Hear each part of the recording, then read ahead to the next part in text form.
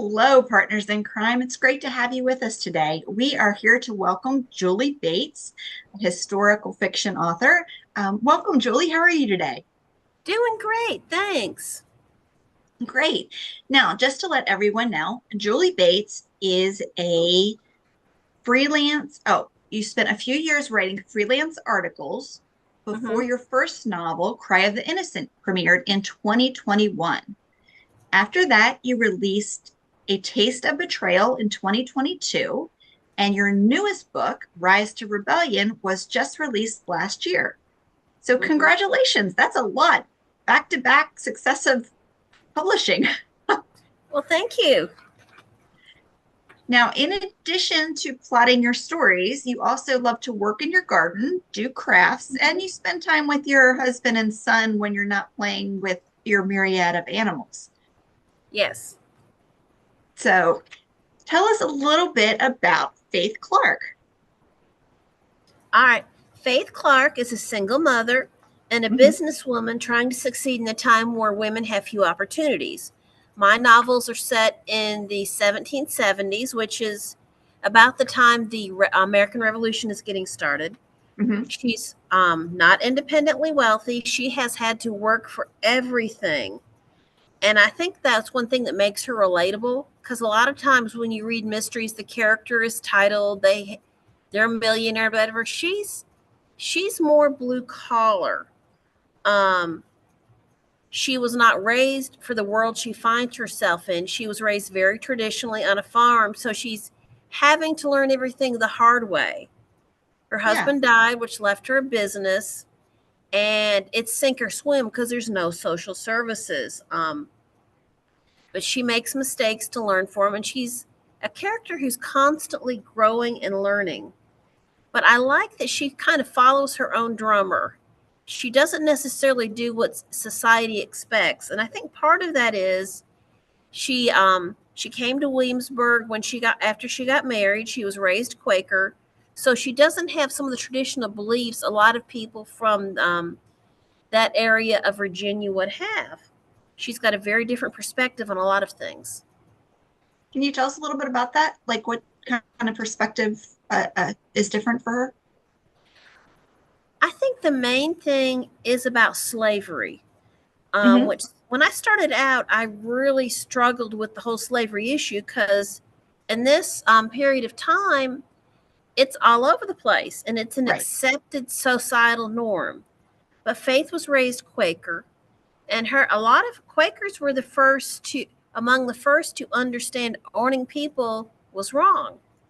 And her family had freed people working for them of color, but they did not own slaves. So she comes with this mindset, and then she ends up getting two slaves as a wedding present from her mother-in-law. That's one of the things she has to deal with in the first book is I own people. I don't believe in owning people. If I free them, I've got to pay their wages and all of that. And she's barely getting by. So Right. she's got to struggle with doing the right thing, even though there's going to be a pretty big cost for her. And that is one of her struggles throughout the first book. Oh, that's a big deal. So what else is it in your first two books? Well, tell us a little bit about Cry of the Innocent and A Taste of Betrayal. Certainly. Cry of the Innocent opens up where we're meeting Faith. It opens up with her finding a dead body in her inn. She's a tavern keeper. Okay. And there's the shock of this. And it's also, unfortunately, it's the man she owes a great deal of money to. Her late husband wasn't great about managing money, and he borrowed a rather large sum from this person who took advantage of it to get freebies from the inn and stuff like that. So he was a real pain for Faith. So she finds him dead, and he didn't die of natural causes. So she is the main suspect. It's like, we know you owed him money. We know there was no lust between you. And all of a sudden, he's very conveniently dead.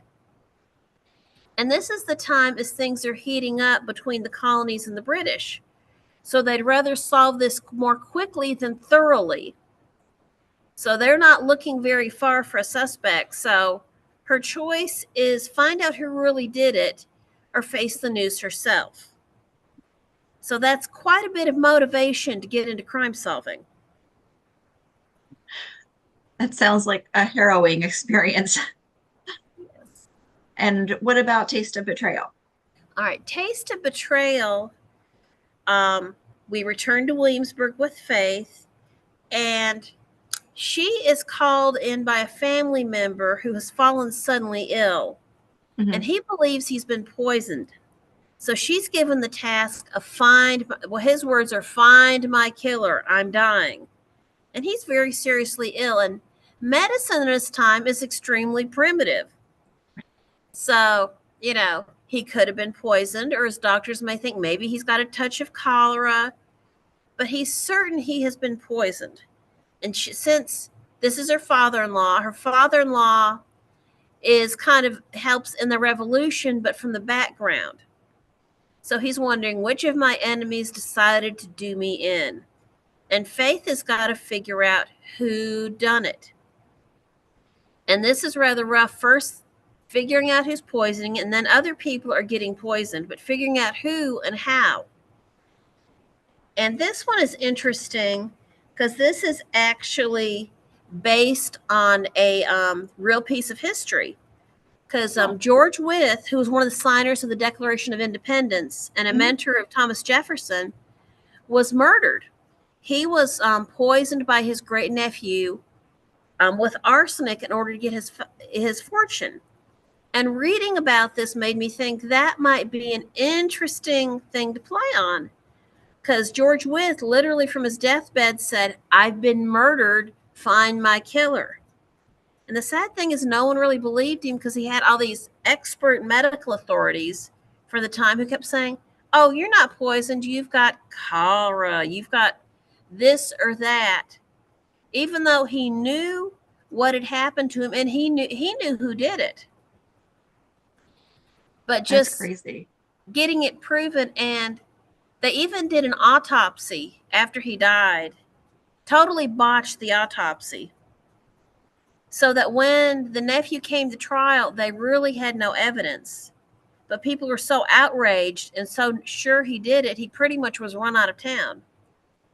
But this idea, of the poisoning, of you've got to figure out who did it, and more importantly, why? Who was going to benefit? Because he is an affluent man. He's really deep into the revolution. Who would benefit, which they, and plus her mother-in-law, they suspect her. So she does not have a great relationship with her mother-in-law, but she doesn't believe she did it either. So she's got to investigate. She's got to decide, she really do it or didn't she? Are these my personal feelings or is this the truth? And there's a lot of family struggles in this one. So she's got to figure out who to believe, who did it. And there's a lot of finger pointing going on. Oh, I can imagine. Wow, that sounds very exciting. Now, your third book is Rise to Rebellion, and we are very excited to talk about that today. Can you tell us a little bit about what's going on at the start of this book? Certainly. This book opens up, which the main character, Faith Clarke, is going to Philadelphia, and so is another character, Jeremy Butler, which Jeremy Butler you meet in the other books. He's a supporting character, but he's pretty much the James Bond of the Revolutionary area. He is a spy for Washington.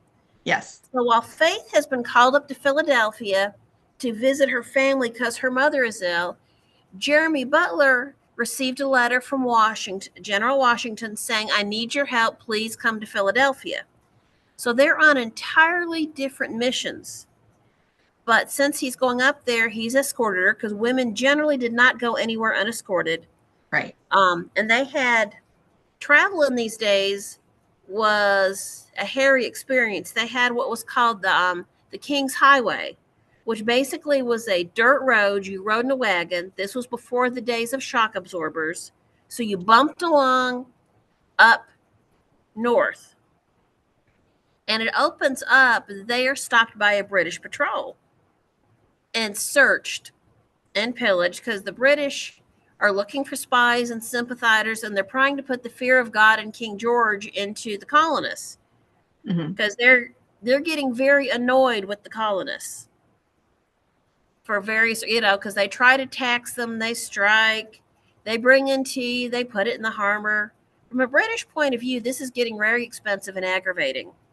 So they're trying to put it down. But Faith and Jeremy make it to Philadelphia, and this is Philadelphia of 1776, which in American history is a critical time because the Continental Congress is meeting to write what will become the Declaration of Independence. And that is what Butler's mission takes him, is someone's causing trouble for the people who are meeting there at the Philadelphia State House, which later becomes Independence Hall. Someone, there have been accidents that weren't really accidents, and Butler figures out pretty quickly that someone is after Benjamin Franklin. So he has got to figure out who wants to bump off Franklin.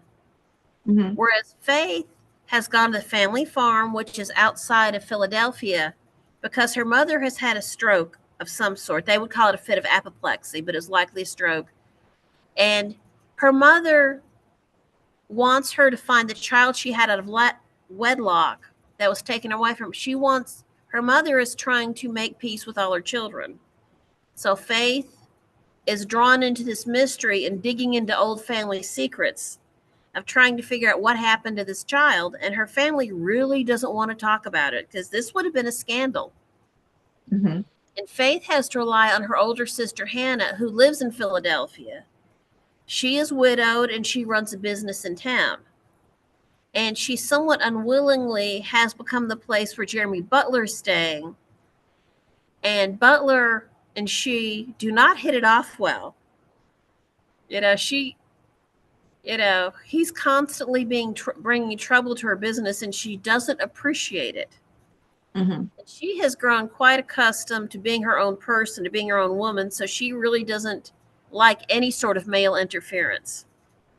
And when he brings Franklin there to hide him, she doesn't appreciate it, which having Franklin in the house is an experience in itself. Because Franklin had all kinds of interesting habits for the age, one of which was taking air baths. Yes. Oh. He believed in fresh air and airing oneself out. Yes, I can imagine that would be difficult. That could be rather interesting in a mixed household.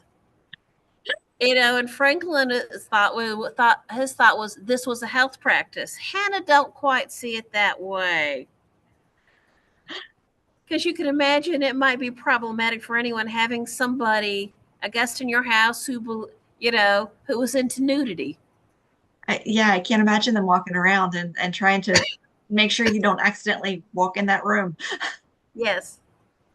So that, and that also can create some humor. Yeah. As well, because, she's like, why, because Hannah's like, why did you do this? And Butler's like, I didn't know. What was I supposed to do?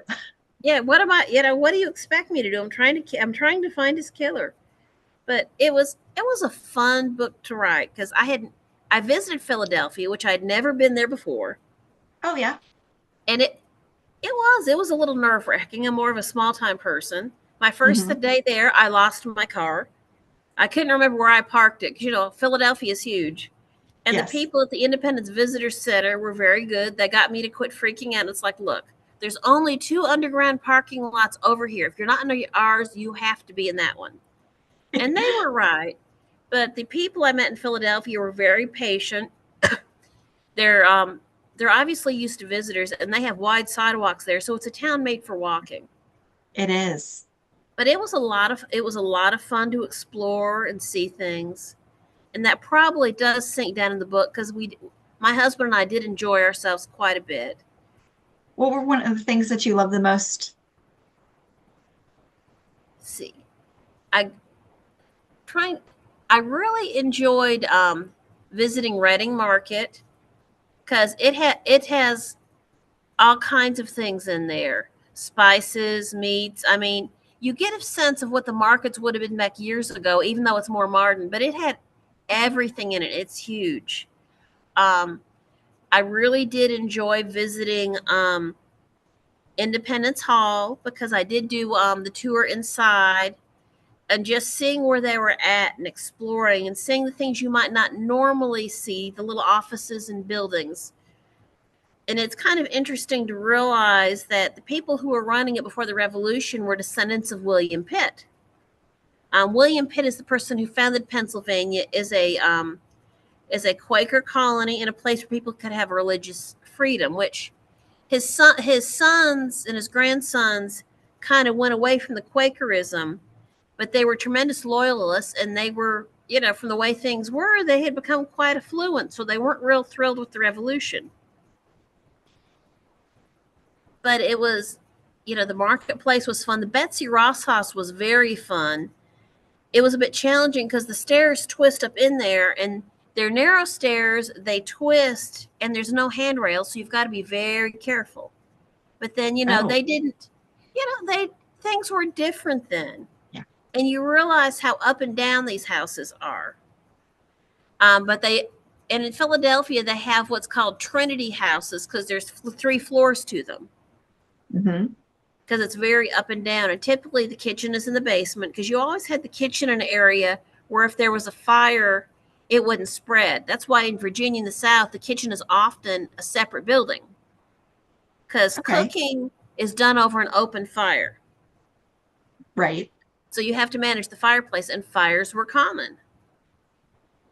So you wanted the kitchen somewhere if there was a fire, it wasn't going to burn your entire residence down. So in the northern states, they kind of put them in the basement or at the ground level? Yeah, because in the urban areas, because you think about the houses, Mm-hmm. they're very up and down. You don't, you have houses side by side. Yes. Because they have, I think the neighborhood is called Society Hill. In Philadelphia, you have a lot of these old houses, that cost a lot of money to go into because they're 18th century. It's a historic district. But yeah, the kitchen is in the basement, and then you have the main floor and the upper floors. And a lot of times you'll have the little business on the main floor, and the 3rd floor was where the family had bedrooms and personal areas. Wow. But people pay quite a lot of money for these businesses. And also there was a tax. If you had a freestanding walls, you were taxed by wall. So people got pretty smart, and the houses are literally side by side, so there's not an outside wall. Oh, is that why they have all the joint? Mm-hmm. I had no idea. I didn't either. I went on a bus tour they had here. It was a get on, get off trolley tour. So you learned a lot of interesting stuff. It was fun. It sounds like a lot of fun. So, back to Rise to Rebellion. Yes. I had somebody, more than one person, say that reading your books is like being immersed in history. They felt like they were really there. So how do you accomplish that, and why is it so important to do that when you're writing the Faith Clarke mysteries? I think it's really important to understand the characters and what they're doing, to understand how they lived. Mm-hmm. I try to visit the places I write about. I research it extensively, and I also try to think about how things were different and how it's relatable. Because I think, it's the details that make it real. If you can hear the crunch of the gravel underneath your feet, if you can hear the call of people shouting news, you can immerse yourself in it and makes it more real. Yeah. And those are the kind of books I always loved reading. So, go ahead. Okay. No, please. Like in the first books, one of the things I talk about briefly is the necessary, because there's no indoor plumbing in the 18th century. So you go out to what was known as the necessary. And, it doesn't matter the weather, that's the place you go. Yeah, I can't, especially living up north as cold as it gets. That would be awful. And so, especially in these 3-story homes, so they were still outside. unless you wanted to use a chamber pot. Wow. Which really does look like a pot. Yes. Oh my goodness. So, what difficulties did you have in writing about this time period? Um, because I mean, obviously, there's a lot of research to do. I think the thing is about writing about the past, there's a lot on Washington and Adams. Finding out about everyday people takes Hmm. hard work, because blue collar people don't often get the coverage. And I really had an emotional reaction to slavery, just struggling with it. Because if you read the accounts of the slave auctions, if you tour the places that show their living conditions, that's really rough. But to portray those people honestly and try, because I thought ignoring them wasn't, is whitewashing the past and not fair to those people. Hmm. But you have to show that they're there. But I had to do a lot of work to find out how everyday people lived, how they dressed, how they, you know, what did their lives look like? Because that's not covered as much. I think places like Colonial Williamsburg and other places are getting better about that because there's a tremendous interest in how did ordinary people live? Your shopkeepers, your seamstresses, your for lack of a better term, your taxi drivers, your farmers. How did they live? What did they do? Because they were an important part of this time period. They were the backbone of the nation because not everybody got to sit in their drawing room and write important documents. And their lives were significantly different. Yes, there were because they had large families because that way they contributed to the business. I found it very interesting how many women owned businesses Oh. because, well, a lot of times they were widows. They had started doing the business with their husband because I've chose a tavern keeper because there were tavern keepers there who were women, typically Hmm. widows. I make a play on words. One of my characters, Georgia Clements, is a note to there was a female publisher in Colonial Williamsburg called Clementina Rind, and she was one of those who did publish some of the early revolutionary letters and stuff like that. So there Oh. were women in business there. A single woman couldn't do it because Hmm. you weren't allowed to own property and stuff if you were single. Your father had to hold it to you. But widows and married women did have rights, and that was interesting for me to find out that they were, there were a few more opportunities than you might think. Yeah, I didn't realize that that was a something that could be done. They talk very much about, how women weren't allowed any rights, but so if you were widowed or married, you did have some rights. You could own property, you could run a business, um, but like but definitely it was a lot easier if you were a man. And it's like when voting first came, it was to men who owned a certain amount of property. You had because it was definitely a privileged thing. Hmm. Women in this country did not get the vote until 1920. If you think about it, it was all, men of property and then men. And then after the Civil War, men of color could vote. And then women were last. Wow, it's crazy. Hmm. So, okay, you mentioned Ben Franklin and you've mentioned George Washington. Yes. What's it like to pull in people who are famous and put them as characters in your book? What do you have to watch out for? What can you do? I mean, how does that impact your story? You have to be careful that what the character does fits in what is historically known about them. Because Hmm. Washington, Jefferson, Franklin are well documented. It's like in the first book, Washington stops at the inn and gets a meal. which Washington was a Virginia. He was in Williamsburg quite a bit. I had to make sure he was in the time frame there, and I had to make sure because Washington had issues with his teeth. So what would he have eaten? What would he appreciated? Which, not surprisingly, he liked soft foods. Mm-hmm.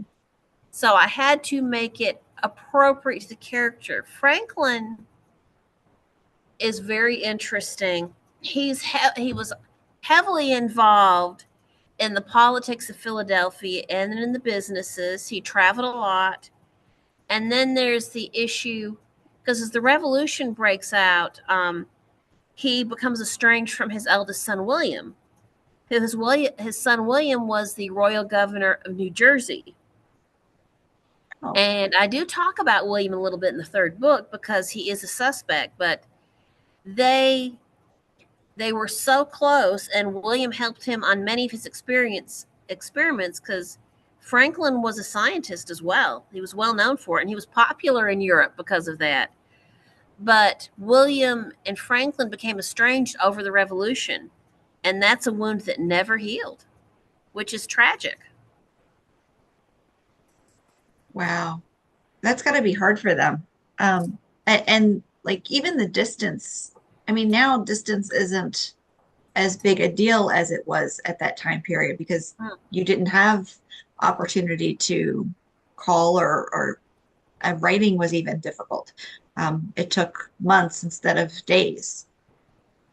Yeah, because Franklin was the royal postmaster for a while there. But letters were very hard, arranging meetings, because when Franklin was in Philadelphia and William was in New Jersey, it was possible to cross the Delaware River and visit. Mm-hmm. Not easy, but possible.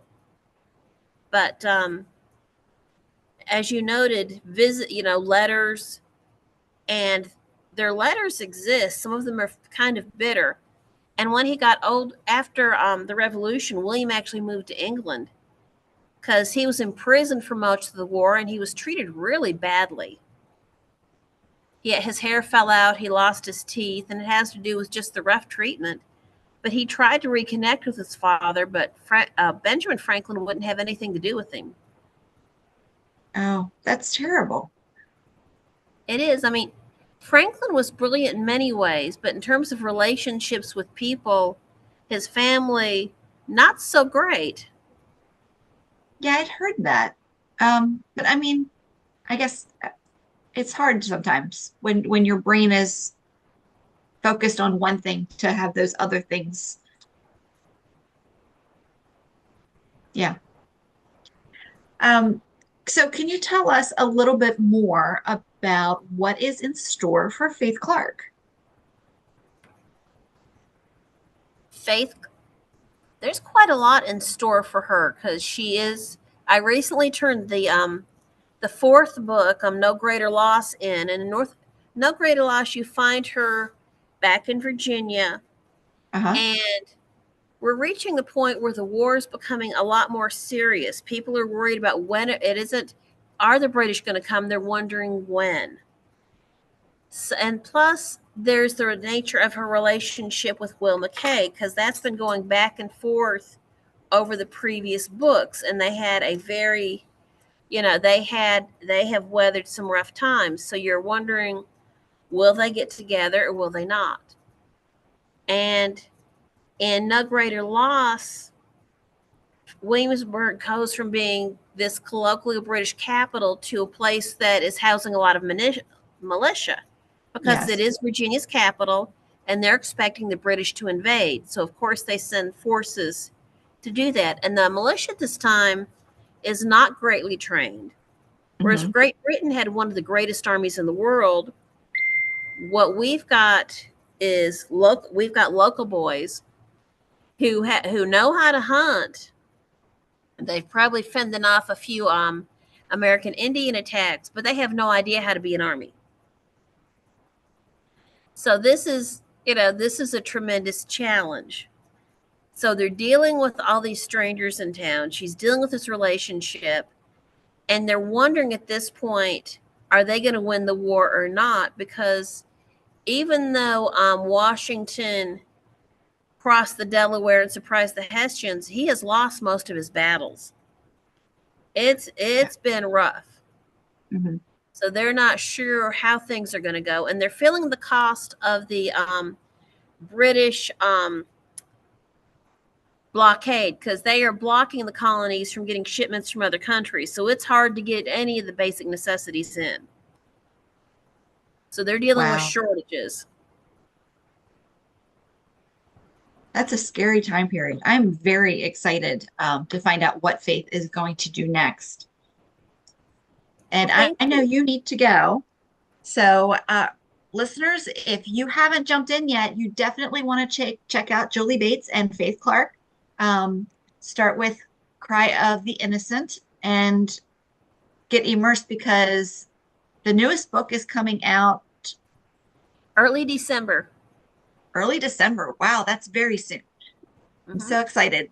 So take a look. There are links in the show notes so that you can connect with Julie. And if you're ready to go back to the 1770s, this is the way to go. Thank you so much.